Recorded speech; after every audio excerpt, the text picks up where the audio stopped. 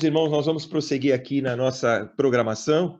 Eu quero chamar aqui um grande amigo, pastor Roberto Rinaldi Júnior, grande pastor Rinaldi da ESEP. Ele já conhecemos há muito tempo, tanto ele, a esposa, quanto a minha esposa e eu fomos da mesma igreja.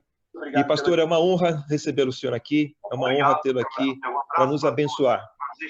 E eu queria que o senhor ficasse à vontade para se apresentar e depois para falar um pouco desse tema, a importância da educação para o Brasil, que desejamos.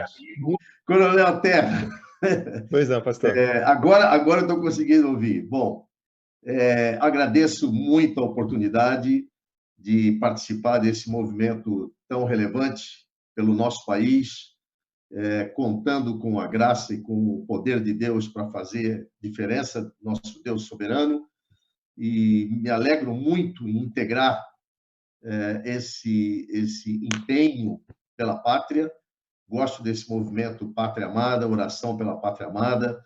Eu também tenho muito boas lembranças do tempo que frequentamos juntos igreja e louvamos a Deus por Ele ter cuidado das nossas vidas, das nossas famílias, nos trazido até aqui, né? Já temos aí uma boa jornada de caminhada. Eu estava ouvindo a fala do Dr.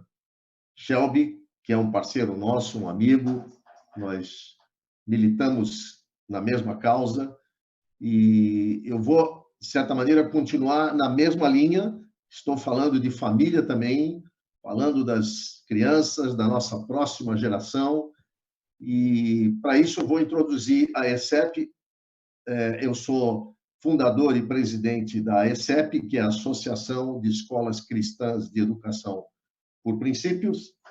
A ESEP existe desde 1997. Começou a partir de uma percepção de que várias famílias e até igrejas tinham interesse em prover para os seus filhos uma educação verdadeiramente fundamentada em valores, em princípios cristãos, uma educação que fosse não apenas boa em qualidade, mas que formasse um caráter cristão. E nós já estávamos praticando com a nossa escola cristã, que fundamos em 92, e resolvemos, então, unir essas instituições e igrejas e escolas que estavam começando, e começamos essa associação. O que nós temos? Por que princípios? Porque nós entendemos, né, e foi fruto de relacionamento com instituições americanas. Eu era executivo na ocasião, viajava e conheci escolas cristãs americanas que faziam um trabalho de qualidade, que tinham uma preocupação com o caráter cristão de um povo, porque nós estamos numa república. Nós somos uma república constitucionalista. Isso pressupõe um governo feito por representatividade do povo. Pressupõe que saibamos eleger quem serão os nossos representantes.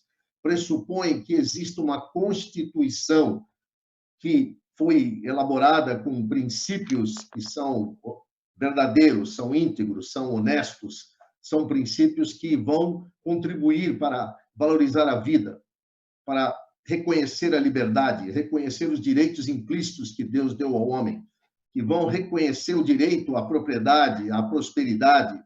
Então, uma república federativa, que também implica a união voluntária dos estados, implica uma constituição que vai ser soberana sobre todas as pessoas, ela carrega vários elementos de uma cultura cristã, carrega vários princípios de governo que nós encontramos na palavra de Deus. Então, ela, para funcionar, precisa de cidadãos com caráter, cidadãos que saibam se autogovernar, cidadãos que entendam valores e saibam eleger representantes e saibam ser responsáveis nas suas atribuições de cidadão, de pais, de empresários. E tudo isso é sustentado pelo nosso conjunto de valores, pelos nossos pressupostos, por aquilo que nós entendemos como sendo a maneira como o mundo funciona, como ele é regido. Na prática, nós recebemos toda essa carga, né, de leitura de como o mundo funciona, de como nós interagimos com esse mundo, de como se explicam as coisas nesse mundo, que é a nossa base filosófica, nós recebemos pela nossa educação, desde a nossa infância com os pais e depois frequentando escolas, nós vamos formando esse arcabouço de sabedoria, né? Esse conjunto de valores que, numa base mais profunda, nós chamamos de princípios. Dizemos que os princípios são não negociáveis. E a Bíblia é um livro de princípios. É um livro que nos ensina a entender a vida, a entender como ela foi planejada por Deus.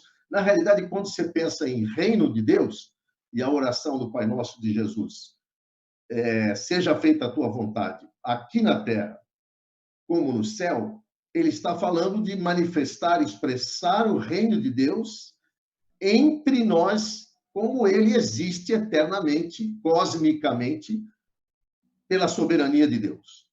Então, se nós queremos expressar o reino de Deus, nós devemos cultivar isso, semeando princípios, entendendo princípios do reino de Deus, que são princípios de governo cristão. Governar a nossa própria vida, governar a nossa própria família, governar as instituições que Deus nos confiar e nos permitir criar, governar a nossa participação como cidadão numa nação, até se tornar um dignatário, um homem público que vai governar sobre a nação. Tudo isso é baseado em princípios de governo. Então, quando nós conhecemos uma abordagem educacional chamada abordagem por princípio nos Estados Unidos, que justamente procurava desenvolver essa visão dos princípios que formam o caráter, formam a família, formam uma nação, que são princípios bíblicos, a começar pelo princípio da soberania, que Deus é o poder legítimo, verdadeiro, eterno. Ele é soberano sobre todas as coisas, e somente quando me submeto a ele e reconheço os princípios que ele deixou para que o mundo funcione, é que nós temos autoridade e poder para governar também. E aí vão outros princípios de caráter, individualidade. Deus nos fez todos diferentes para expressarmos diferentes características, e mesmo assim podemos caminhar em unidade, em aliança. Os princípios de responsabilidade, de mordomia, de zelar desde a nossa consciência até aquilo que nos é confiado, como atribuições, vocações, talentos, propriedade. Todos esses princípios vão formando as condições para que uma nação, para que uma família funcione adequadamente. Claro que Deus é amor, e sem o amor não há nem a motivação para nada disso ser feito, mas uma vez inspirados e motivados pelo amor de Deus, o amor de Cristo nos constrange, eu preciso conhecer que princípios vão reger e vão fazer funcionar todas as coisas como Deus projetou. Então, a abordagem educacional por princípios, ela cultiva nas crianças uma reflexão, um raciocínio responsável, reflexivo, analisando causas e efeitos, analisando biografia, analisando os fatos, analisando as consequências, aprendendo a fazer escolhas e a registrar as suas conclusões, para que isso vai formando esses padrões de pensamento bíblicos. Então, nós ficamos maravilhados em descobrir que existe isso, que isso, de certa maneira, foi responsável para formar a nação, a primeira nação realmente livre, que funcionou como primeira república constitucional, que foi os Estados Unidos, e que hoje está lutando para não perder tudo isso de maneira dramática, e esse movimento é liderado por cristãos lá. Nós trouxemos essa abordagem educacional para o Brasil, criamos a ESEP, a Associação de Escolas Cristãs de Educação por Princípios, que hoje tem quase 150 escolas em mais ou menos 20 estados brasileiros, e temos aí afiliados também, que pessoas físicas podem se afiliar para aprender mais sobre isso, desenvolver. Estamos presentes em várias iniciativas missionárias, principalmente na África, em 6 países da África, implantando escolas, apoiando comunidades, treinando professores, porque a educação é a essência de tudo que nós fazemos, a começar da grande comissão de Jesus. Na grande comissão, nós fomos conclamados, né, comandados a ir e fazer discípulos, evangelizar, pregar essa mensagem do reino. E, em seguida, ensinar, discipular as nações com todas as coisas, todos os princípios que Deus nos tinha deixado através de Jesus e da sua palavra. Então, a ESEP pratica isso através das suas escolas, dando treinamento, produzindo livros, materiais e dando consultoria e levando isso como uma mensagem missionária também. O nosso país é um país extremamente sofrido, não preciso nem dizer que nossos índices educacionais são desesperadores. Em todas as avaliações que nós participamos internacionalmente, nós sempre nos posicionamos quase que nos últimos lugares, mesmo na América Latina, e o investimento que se faz aqui é um investimento alto. Nós temos aí uma estrutura monstruosa que foi criada há décadas pelos nossos governantes, né? Debaixo do MEC, tem um monte de estruturas que, de certa maneira, amarram, controlam todas as iniciativas educacionais do país, custam uma fortuna, bilhões, são centenas de bilhões investidos, são centenas de milhares de pessoas que trabalham nessa estrutura, sem contar ainda os professores. E tudo isso, todo esse investimento, todo esse empenho para se colocar todas as crianças em escolas, tem deixado um legado, no mínimo, desesperador. Nós hoje estamos, se formos comparar com os países mais desenvolvidos, nós estamos com 200 anos de atraso no ritmo que a gente vai. E ano após ano, embora fomos chamados de pátria educadora, o nosso desempenho continua estacionado. Um analfabetismo funcional absurdo, que nos dificulta ler, nos dificulta entender, né, o que está acontecendo, relacionar-se com o mundo de maneira produtiva, fora essa carga ideológica tremenda, né, uma carga de entender o mundo com um viés socialista, muitas vezes marxista, com uma carga de gênero muito forte, ensinando crianças, erotizando crianças. Tenho certeza que o Dr. Shelby falou disso. E tudo isso permeou o nosso sistema educacional de uma maneira doentia. Então, hoje nós temos professores formados dentro de uma filosofia, de uma ideologia que é contrária aos valores cristãos, e isso permeia todas as nossas universidades, permeia as escolas públicas. Os nossos professores foram formados dentro desse sistema, né, onde teve um viés comunista, um viés esquerdista, um viés ideológico fortíssimo. Nós somos fortemente influenciados por uma revolução cultural marxista. Isso tudo contaminou o nosso sistema educacional, legou um resultado acadêmico, técnico péssimo, que inviabiliza o país. Hoje nós lutamos a corrupção, boa parte das causas da corrupção são uma educação filosoficamente e academicamente deficiente. Então, se nós amamos o Brasil, nós deveríamos entender que o Brasil precisa de uma educação muito diferente da que ele tem legado para os seus jovens, para as suas crianças. Então, nós da ESEP nos sentimos responsáveis. Primeiro, porque a responsabilidade de educar não foi confiada ao Estado.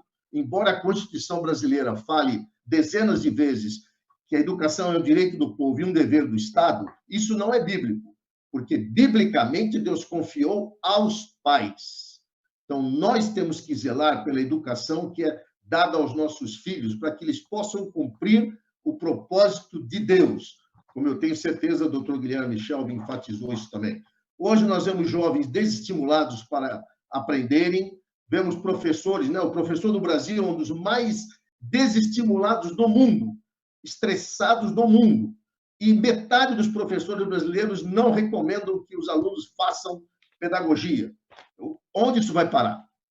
Então, nosso compromisso é esse, é resgatar valores bíblicos, resgatar a responsabilidade dos pais, resgatar o chamado dos professores que entendem o seu compromisso para com a próxima geração, resgatar o papel da igreja. O papel da igreja deveria ser instruir as famílias. apoiar as famílias.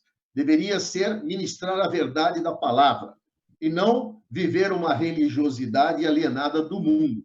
Nós, da ESEP, temos total compromisso com o desenvolvimento do nosso país, com o fortalecimento da família. Então, se nós formos pegar a base bíblica, meu irmão, poderíamos citar um monte de versículos. Por exemplo, Salmos, um que a gente cita muito, Salmo 78, onde ali claramente está sendo dado um comando para que os pais ensinem os seus filhos a respeito de Deus, a respeito dos seus feitos, a respeito das suas leis, para que esses seus filhos ensinem, por sua vez, aos seus próprios filhos, para que essa próxima geração não seja uma geração endurecida, rebelde, que não conhece a Deus e não honra a Deus. Então, isso é um mandamento. E quando a Bíblia diz que os filhos são herança do Senhor, e o fruto do ventre é o seu galardão, se nós cuidarmos da herança do Senhor, como sendo herança dele, dentro dos princípios que ele nos legou, ele vai nos galardoar, dando filhos que realmente serão motivo de honra, motivo de glória, motivo de edificação de casas, de país e pessoas que serão dignas entre nós. Isso não é um dever do Estado, isso é um dever da família e da igreja por ser uma união de famílias. Então, esse é o nosso enfoque, essa é a nossa oração, que a igreja possa abençoar a nação, sendo luz, sendo uma cidade edificada sobre o monte, que um governo com princípios cristãos tem que ser baseado em cidadãos que tenham caráter cristão, que tenham autogoverno, que tenham responsabilidade, que entendam o seu dever para com o país e para com o próximo. Isso não é responsabilidade do Estado. Nunca podemos esperar que o Estado faça isso. Nós temos que zelar por isso. E se o Estado não está atendendo, nós temos que preencher essa brecha, temos que suprir isso, temos que mobilizar os professores para entenderem esse seu chamado e capacitar pessoas e, principalmente, conscientizar que esses pais priorizem a sua missão de educadores, que a igreja entenda o seu papel de discipuladora e eu creio que, nisso tudo, vocês que zelam pela segurança, zelam pela ordem, que desejam que a nossa pátria seja realmente uma pátria de ordem e progresso, podem entender que sem uma educação, com uma fundamentação, na verdade, esse alvo é praticamente impossível, meu irmão. Porque uma república constitucional, federativa, como nós desejamos que de fato funcione, só é possível com cidadãos que reconheçam que existe algo soberano sobre eles e que pautem as suas vidas por princípios que são princípios encontrados na palavra de Deus, princípios do reino de Deus. É isso, meu irmão. Precisamos orar por isso, precisamos mobilizar pessoas para isso, precisamos entender a nossa responsabilidade como cidadãos, como pais, e nas posições que Deus nos colocou.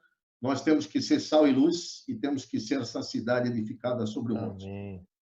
Ô, pastor, eu gostaria que o senhor pudesse, então, nos conduzir numa oração muito importante que o senhor falou, uma reflexão muito importante. Acho que essa gravação vai servir muito para a gente refletir mais ainda.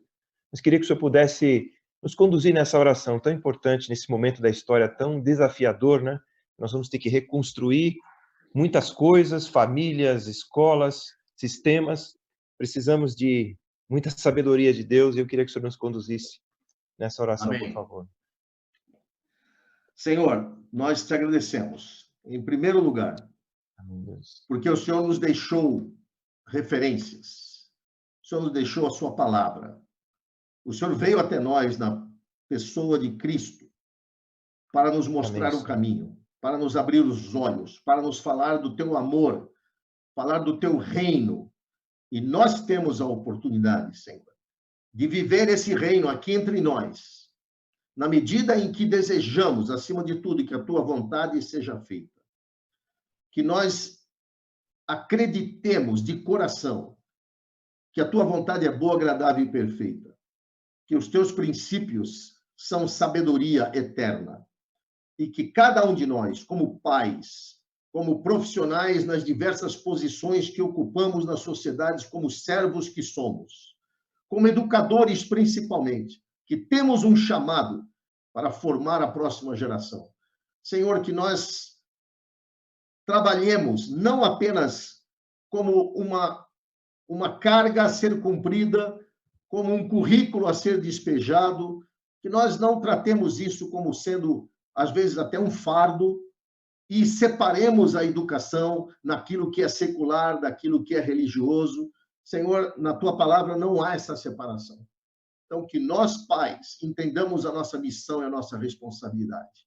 Que nós, líderes espirituais, que nós, profissionais, empresários, que temos também que fazer essa sociedade funcionar, gerar recursos, criar valor, que todos nós possamos entender que os teus princípios governam sobre tudo e que possamos, Senhor, cumprir a nossa missão de educar, de preparar a próxima geração com responsabilidade, com zelo, com temor a Ti, aprendendo na Tua palavra. Protege o nosso governo. Senhor, tem que ser desmontada tanta coisa ruim que foi construída, que escraviza, que impede de fluir aquilo que é verdadeiro, aquilo que é bom, aquilo que permitirá que o nosso país ganhe o destaque que ele precisa, que ele cumpra o seu papel de liderança, Senhor. Que ele abençoe todo o povo que está aqui. Senhor, que nós entendamos que isso é possível, mas é possível quando fazemos segundo a Tua palavra, quando fazemos em obediência a Ti, Senhor, quando fazemos por amor e quando fazemos de forma consciente. Então, dá-nos essa consciência. E move, Senhor, pessoas, move corações, porque as estratégias o Senhor tem dado. Nós te louvamos, te bendizemos, abençoamos esse movimento, abençoamos todos os policiais militares, todas as famílias que estão unidas nesse propósito, para que este país seja realmente uma bênção. Em nome de Jesus. Amém. Amém. Amém. Pastor Rinaldi, muito obrigado pela presença, foi muito bom ouvir o senhor, receber a sua oração. Continue orando por nós também, estaremos firmados aí no propósito de avançar, unidos Amém. em Cristo, convergindo em Cristo. Muito Amém. obrigado, viu? Vai Deus ser uma abençoe. grande bênção. Minha Obrigado. continência para você e para toda a equipe Isso da aí. ESEP. Um forte abraço. Abraço. Deus abençoe. Amém. Glória a Deus, irmãos. Que bênção, né? Ouvir um testemunho de vida, né? Como esse do pastor Rinaldi, de tantos anos semeando para que no Brasil tivesse escolas com princípios cristãos. Isso é maravilhoso.